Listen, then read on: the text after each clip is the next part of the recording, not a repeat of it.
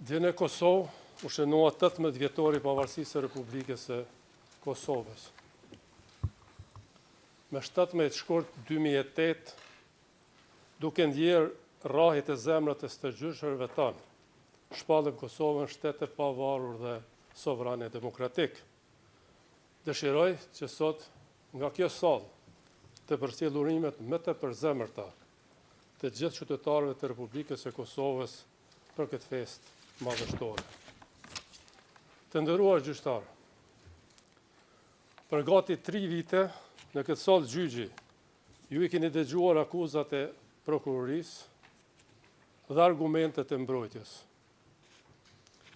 Ju i keni parë faktet, ju i keni dëgjuar të vërtetën. Është vetëm një e vërtet që akuzat nuk qëndrojnë. Unë jam plotësisht i pafajshëm. Por e kam thënë dhe e them sërish, me bindje të plot. Unë bashkëndjej dhe shpreh keqardhje për gjitha viktimat që kam mësuar në Kosovë pa marrë parasysh përkatësinë e tyre etnike. Të nderuar gjyqtar, në kohën e masakrave në Qerez, në Rikoshan, Prekaz, në fillim të vitit 1998, unë isha student në Universitetin e Curihut.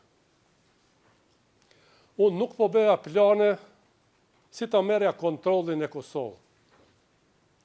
Po bëja plane si të përgatitja provimet në universitet. I vetmi njeri që po bënte plane morbide, ishte Slobodan Milošević. Plane për një gjenocid tjetër, për një gjenocid të ri në Kosovë.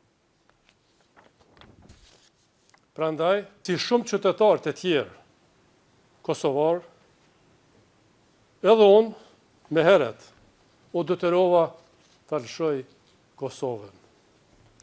Sepse regjimi Miloševićit me kishte ndjekur.